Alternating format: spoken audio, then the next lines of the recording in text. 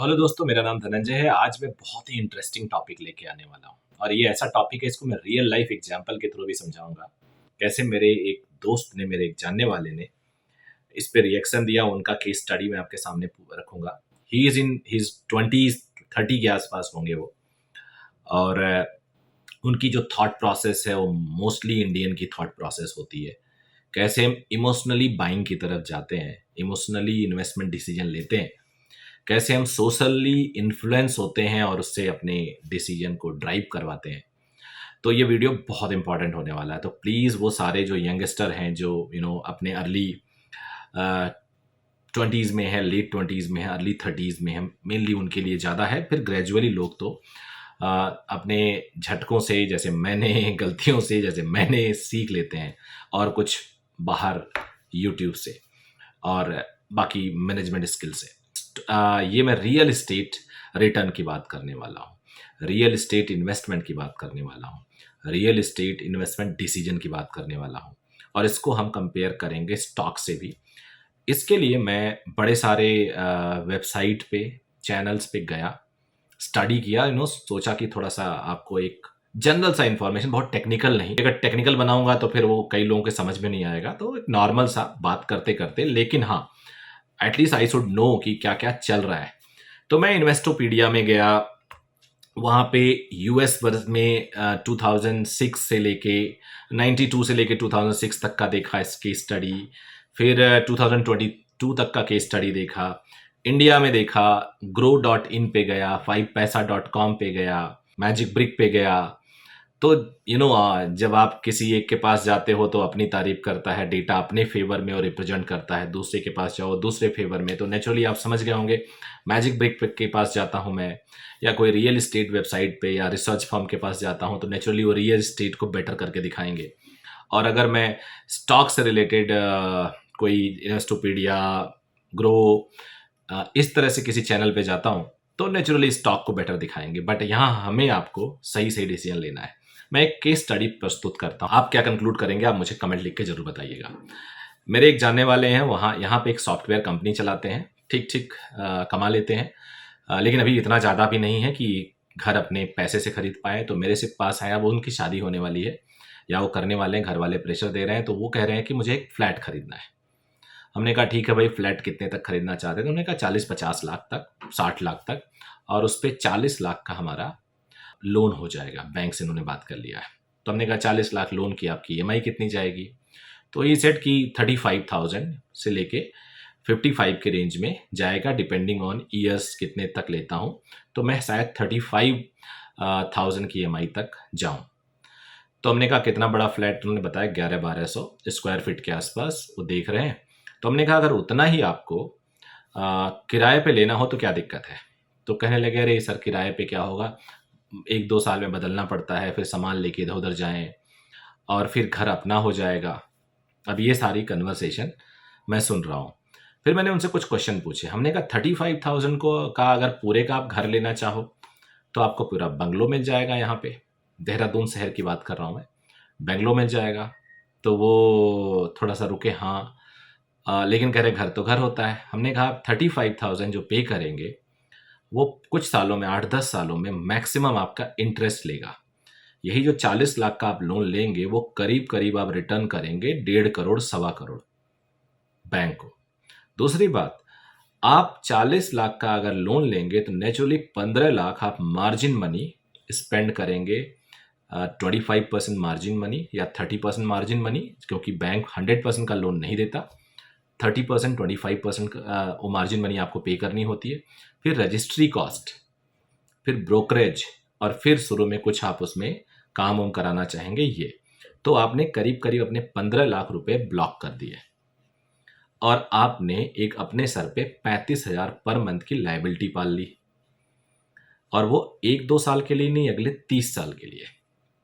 अब मुझे बताइए कि अगर आपको ये डर था सिर्फ इसलिए कि आप मकान लेना चाह रहे हैं, 1-2 साल में बदलना नहीं चाह रहे हैं, तो ऐसे बहुत सारे फ्लैट्स हैं जिनका रेट 15,000 है 2 बेडरूम का।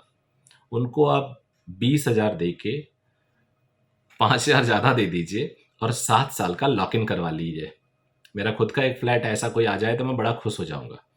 मैं रजिस्टर्ड लीज कर दूंगा, 7 साल कहीं नहीं निकालने वाला उनको। और ऐसे बहुत लोग ढूंढ रहे होते हैं। आजकल इतने सारे प्रॉपर्टीज खाली हैं कि यहाँ पे इन्वेस्टमेंट में लेके लोग फॉरेन रह रहे हैं, बेंगलुरु में रह रहे हैं, दिल्ली में रह रहे हैं, तो आपको मिल जाएगा। उनके बात ये समझ में आई, अब डिसीजन उनका है।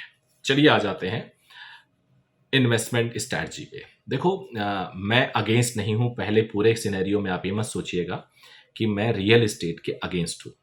रियल एस्टेट का इन्वेस्टमेंट बहुत अच्छा हो सकता है over the period of the time, ये रिटर्न दिया है।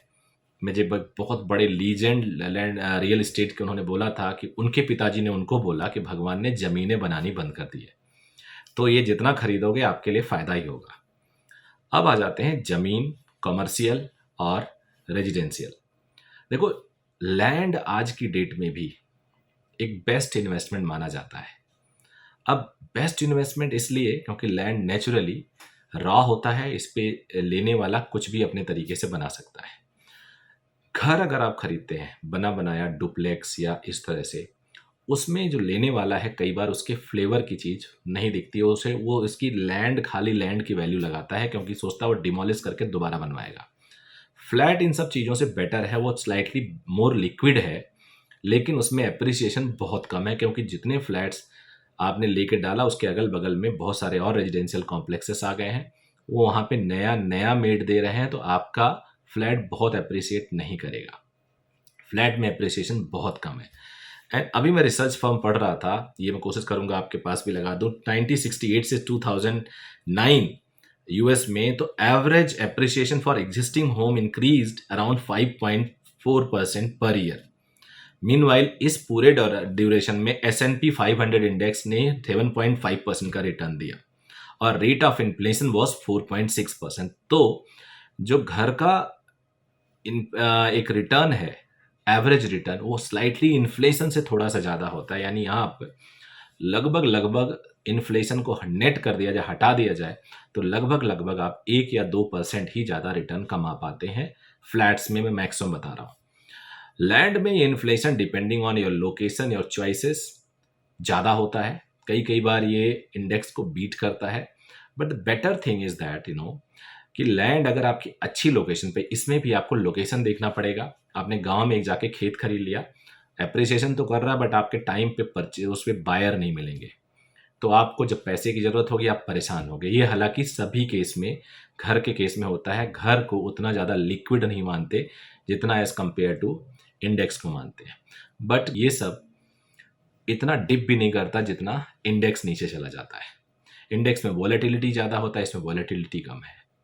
ये एक एसेट होता है जिससे हम अपनी एक वैल्यू क्रिएशन बोलते हैं। हम एक सोसाइटी में बड़े माने जाते हैं क्योंकि पैसा आपके बैंक में वो कोई नहीं देखता, ये सब चीज़ें देखता है। इसमें मैट्रिमोनी वैल्यू भी लोगों की बेटर होती है। तो लैंड इन्वेस्टमेंट कहीं ना कहीं आप सोच सकते हो, but not for the liquidation कि किसी भी टाइम लिक्विड कर देंगे। हाँ, वो एक मनी है आपके पास, बट कई बार आपकी चॉइस पे नहीं निकलेगी। आपको अगले साल की ज़रूरत हो तो अभी से आप उस पर प्लान करना शुरू करेंगे बेचने का, तो हो सकता है 1 साल के अंदर वो निकल जाए। मैं आज की वीडियो में कमर्शियल पे भी आऊँगा। घर लेना कहीं से भी, अगर आपके पास कमाई बहुत अच्छी है and you want to be settle down, तो आप घर ले सकते हो। लेकिन इकोनॉमिक्स कहता है कि कोई भी इन्वेस्टमेंट ऐसा नहीं करना चाहिए जो लाइबिलिटी हो। इन्वेस्टमेंट हमेशा ऐसे करना चाहिए जो आपकी एसेट हो। एसेट यानी जो आपको कमा के दे, लाइबिलिटी जो आपसे ले। तो अगर आपने रेंट पे लिया मकान, तो वो फार बेटर है एज कम्पेयर टू आपने 30 साल की 35,000 रुपये पर मंथ की लाइबिलिटी पाल ली। हो सकता है फ्यूचर में आपके पास इतने पैसे आए कि आप वन गो में खरीद लो, या हो सकता है फ्यूचर में आपकी कमाई बढ़े तो आप लोन सिर्फ इसलिए लो कि आपको इनकम टैक्स बेनिफिट वगैरह लेना है और एक घर आपको चाहिए because you are now you are started earning very good amount, तो अब तो आप ले लो, लेकिन फिर भी एक ही घर लो। ऐसा नहीं कि 10-12 घर हम लोन से ले रहे हैं। लोन से अगर एक घर रहने के बाद अगर आपको लेना है तो आप इन्वेस्टमेंट समझ के उसको लो। रहने के लिए उसको पैसे अपने साथ हैं तब लो। इन्वेस्टमेंट करो कि वहाँ पे अपने पैसे आपने डाले हैं, लोन लेके नहीं, वो लाइबिलिटी हो जाएगी। आप अपने पैसे डालो, अब वो इन्फ्लेशन को थोड़ा बीट करेगा और आप वहाँ से रेंटल कमाएंगे, तो ये आपकी अर्निंग हो सकती है। बट वहाँ भी आपको ये देखना, वही पैसा अगर हम कहीं और डालते तो क्या उससे हम ज़्यादा रिटर्न ले सकते हैं। अगर ऐसा केस होता है तो मत खरीदो, क्योंकि अल्टीमेटली आपका एम क्या है? आपका एम है वेल्थ को ग्रो कराना।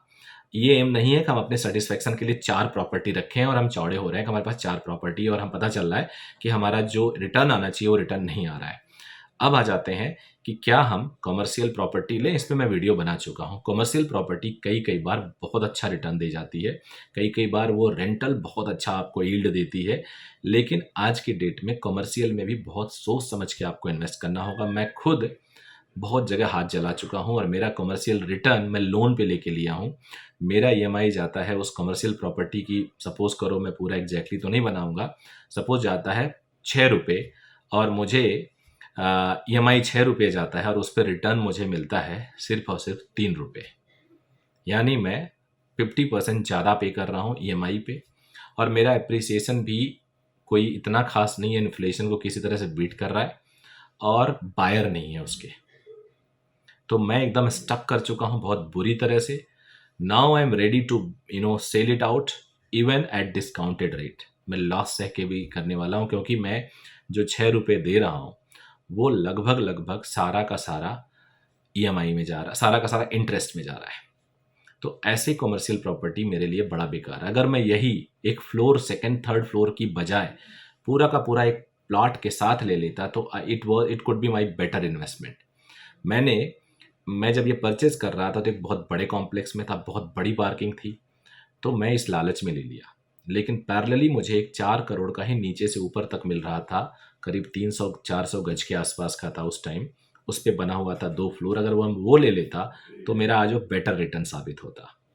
अब ज़रा थोड़ा-सा कंपेयर कर लेते हैं S&P 500, इंडिया का सेंसेक्स या निफ्टी, इसके कंपेयर में और आपके जो रियल एस्टेट के कंपेयर में।